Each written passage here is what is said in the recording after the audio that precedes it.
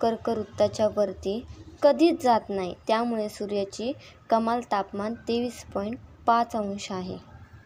हे बघा, हे आपल्याला जे सर्कल दिसतं आहे यामध्ये दाखवलेलं आहे आपला हा आशिया खंड आहे आणि या आशिया खंडात आपला भारत सामावलेला आहे।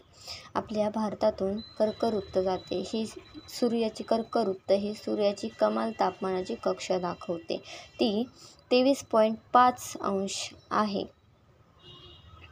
सूर्याची कमाल तापमानाची कक्षा कर्कवृत्त आहे।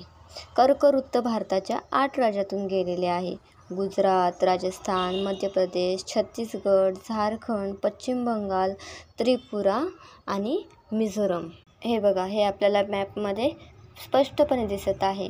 हे गुजरातमधून गांधीनगर या तालुक्यातून गेलेली आहे।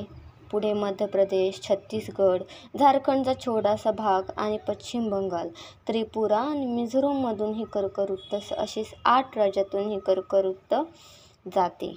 पुढे आपल्याला पाहायचं आहे भारतातून गेलेले कर्कवृत्त राज्याचे व शहराचे नाव, त्या राज्याचे आणि त्या शहरातले नाव मी तुम्हाला आत्ता सांगितले होते। जसं की गुजरातमध्ये गांधीनगर या शहरातून हे कर्कवृत्त गेलेले आहे।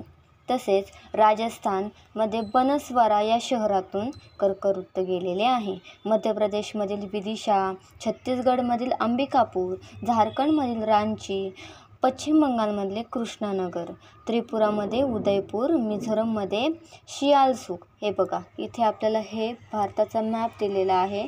यामध्ये आपल्या भारताकडील पश्चिमेकडील एकदम टोकाकडील घुमर मोठा आणि पूर्वेकडील एकदम टोकातील हे किंबटू, हे जो काही भाग आहे या दरम्यानचा हा आपला भारताचा पूर्व पश्चिममधून जाणारा हा कर्कवृत्ताचा भाग आहे। भारताच्या अक्षवृत्तीय व रेखावृत्तीय विस्तारात 29 अंशाचा फरक आहे, हे आपल्याला दिसते आहे। आपला अक्षवृत्त आणि रेखावृत्त, रेखावृत्त हे उभ्या प्रकारच्या रेषा असतात आणि अक्षवृत्त म्हणजे ही आडवी प्रकारच्या असतात। रेखावृत्तीय हे आपण काल्पनिकरित्या दिलेले असतात, त्यामुळे ते आपल्याला आपल्याला ते दिसून येत नाही। तसेच त्या दोघांमध्ये 29 अंशाचा फरक आहे, हे आपल्याला माहितीच आहे। भारताचा अक्षवृत्तीय विस्तार हा 8 ते 37 उत्तर दरम्यान आहे, तर रेखावृत्तीय विस्तार हा 68 ते 97 पूर्व दरम्यान आहे। भारत हा पृथ्वीच्या उत्तर पूर्व